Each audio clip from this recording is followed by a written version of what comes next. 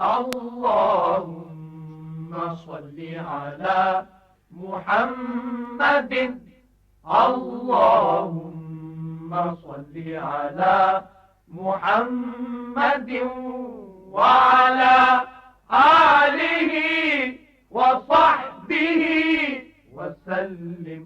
بسم اللہ الرحمن الرحیم۔ وقار عباسی صاحب میرپور سے پوچھتے ہیں کہ بجلی اور گیس کی چوری کا شرعی حکم کیا ہے؟ دیکھیے، چوری چوری ہے۔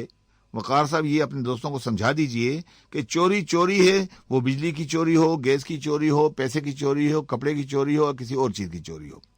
البتہ بجلی اور گیس کی چوری میں ایک نزاکت اور بھی ہے، ایک بہت بھاری جرم ہے یہ، اس لیے کہ اگر کوئی آدمی میرا قلم چراتا ہے تو میرا مجرم ہے، کسی نے میری گھڑی چرائی ہے تو میرا مجرم ہے۔ لیکن بجلی اور گیس جو ہے یہ قومی ملکیت ہے، یہ کسی ایک شخص کی ملکیت نہیں ہے، یہ وزیر بجلی کا مال نہیں ہے، یہ وزیر گیس کا مال نہیں ہے، یہ حکومت پاکستان کے صدر یا وزیر اعظم کا مال نہیں ہے، یہ قوم کا مال ہے، 22 کروڑ عوام کا مال ہے یہ۔ اب اگر میں چوری کرتا ہوں بجلی کی یا گیس کی تو میں 22 کروڑ عوام کا مجرم ہوں، 22 کروڑ عوام کی چوری میں کر رہا ہوں۔ اب اللہ کے ہاں یہ جواب سوچ لیجئے کہ جو آدمی بجلی کی چوری کرتا ہے، گیس کی چوری کرتا ہے، قومی خزانے کی چوری کرتا ہے، وہ اللہ کے ہاں کیا جواب دے گا؟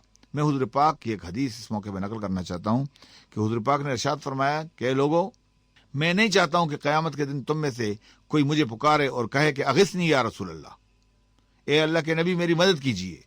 فرمایا اس کی مثال یہ ہے کہ قیامت کے دن میں ایک آدمی میرے سامنے سے گزرے گا اور اس کے کندھے کے اوپر گائے ہوگی، اونٹنی ہوگی، بکری ہوگی، اور وہ آواز نکال رہی ہوگی، اور یہ آدمی مجھے دیکھ کر کہے گا کہ اے اللہ کے نبی میری مدد کیجیے، مجھے اس بلا سے چھڑائیے۔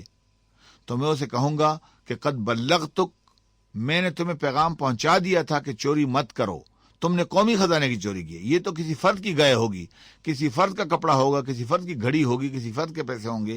جیب کترا تو ایک شخص کا مجرم ہوتا ہے، لیکن جو قومی خزانے سے چوری کرتا ہے وہ پوری قوم کا مجرم ہے، 22 کروڑ عوام کا مجرم ہے۔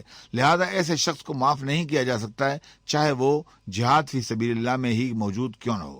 حضور پاک نے ارشاد فرمایا ایک آدمی کے بارے میں کہ فلانا شخص ایک اوور کوٹ یا عبا چوری کرنے کی وجہ سے بیت المال میں سے دوزخ میں ڈالا گیا۔ میں نے دیکھا ہے کہ اس نے ایک کوٹ چوری کیا ہوا ہے، ایک بڑی چادر اس نے چوری کی ہے، لہذا وہ قومی خزانے کا مجرم ہے اور اس کو اس چوری کی وجہ سے دوزخ میں ڈال دیا جائے گا۔ کسی نے کہا کہ وہ شہید ہو گیا ہے، حضور پاک نے فرمایا نہیں، وہ شہید نہیں ہوا ہے، میں نے اس کو دوزخ کے شعلوں کے درمیان جلتا ہوا دیکھا ہے، اس لیے کہ اس نے قومی خزانے سے چوری کی تھی۔ لہذا بجلی اور گیس قومی خزانہ ہے، قومی ملکیت ہے، اس سے چوری کرنے والا کوئی بڑا آدمی ہو یا کوئی چھوٹا آدمی ہو، وہ مجرم ہے۔ چوری کرنے کا حق شریعت نے آپ کو نہیں دیا ہے، بلکہ قومی خزانے کی چوری تصور کی جائے گی اور اس کی سزا عام چوری سے کئی گنا زیادہ ہوگی۔ اللہ تعالی ہماری حفاظت فرمائے۔